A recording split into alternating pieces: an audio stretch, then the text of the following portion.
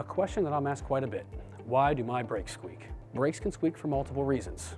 The most common and least concerning is moisture and rust that builds up on your brake rotors overnight, usually when it's moist out, when a car sits overnight or for an extended period of time.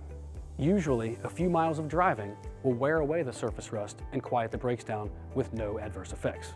A more concerning cause for brake squeak is when your brake pads are worn down to the point of needing replacement.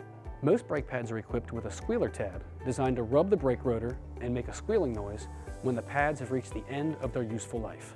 Beechmont Subaru will inspect your brake pad life during our multi-point inspection and recommend brakes before it's too late. Thank you for listening. If you have any questions about these tips or anything else about your Subaru, please call our service department at 513-474-4313 or visit our website www.beechmontsubaru.com.